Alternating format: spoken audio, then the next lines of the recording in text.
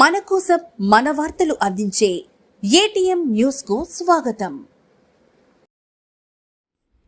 పంచాయతీరాజ్ వ్యవస్థను అస్తవ్యస్తం చేస్తున్న ప్రభుత్వం, ఆత్మకూరు వైసీపీ నేతలు ఆరోపణ. శ్రీ పొట్టి శ్రీరాములు నెల్లూరు జిల్లా ఆత్మకూరు పట్టణంలోని వైఎస్ఆర్సీపీ పార్టీ కార్యాలయంలో ఆ పార్టీ రూరల్ నేతలు విలేకరుల సమావేశం నిర్వహించారు. ఈ కార్యక్రమంలో వైఎస్ఆర్సీపీ పార్టీ నియోజకవర్గ పంచాయతీరాజ్ విభాగ అధ్యక్షులు బొమ్మిరెడ్డి రవికుమార్ రెడ్డి, అరవేడు సర్పంచ్ సూరం ప్రసాద్ రెడ్డి, బోయల చిరివెళ్ల సర్పంచ్ వెంకటేశ్వర్లు, పమిడిపాడు సర్పంచ్ సతీష్, ఇతర వైసీపీ నేతలు వెంకటరెడ్డి, శ్రీనివాస్ నాయుడు, సుమంత్ తదితరులు పాల్గొన్నారు.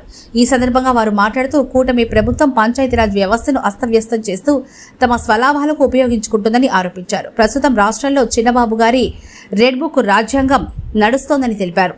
సచివాలయ కార్యదర్శులకు గత 10 నెలలుగా జీతాలు ఇవ్వకుండా ఇబ్బందికి గురి చేస్తున్నారని, అలాగే గ్రామీణ ప్రాంతాల్లో ప్రజల నుంచి వసూలు చేస్తున్న వివిధ రకాల పన్నుల నిధులను తమ స్వలాభానికి ఉపయోగించుకుంటున్నారని ఆరోపించారు.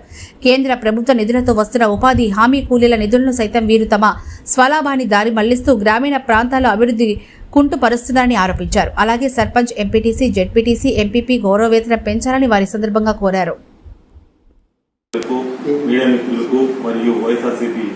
నాయకులకు అందరికీ నా నమస్కారాలు.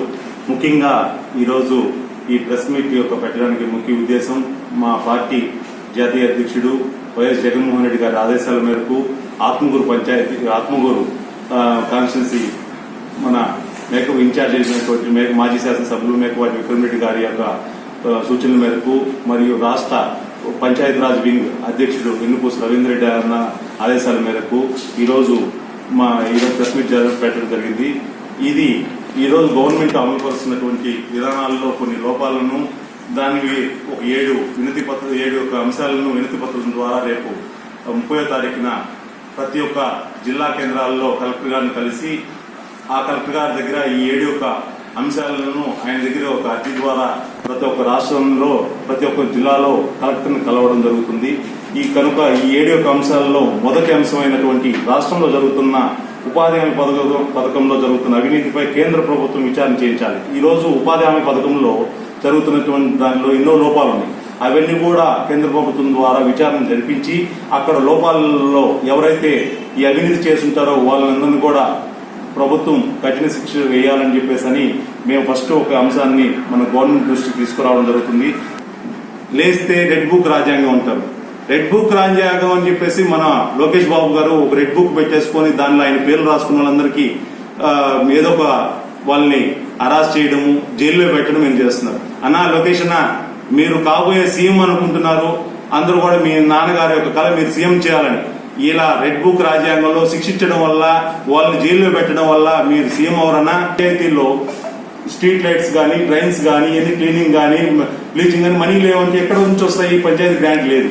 ఈ 15th ఫైనాన్స్ వెంటనే ఈ యొక్క పంచాయతీ గ్రాంట్లోకి జమ చేయాలా. అదేవిధంగా ఆర్టికల్ 73 సర్పంచులకు ఉన్న అధికారాలను పూర్తిగా వాళ్ళకి అప్పచెప్పాలని చెప్పేసి గవర్నమెంట్ డిమాండ్ చేస్తున్నాం. అదేగా జీవో నెంబర్ 11ని రద్దుపరిచి గాల్లో ఉన్న 1350 మందిని పంచాయతీ సెక్రటరీలు ఉన్నారండి, పోస్టింగ్లు ఇచ్చిన వాళ్ళు 10 నెలల్లో పెండింగ్ లో ఉన్న జీతాలు కూడా విడుదల చేయాలని కోరుకుంటున్నాము.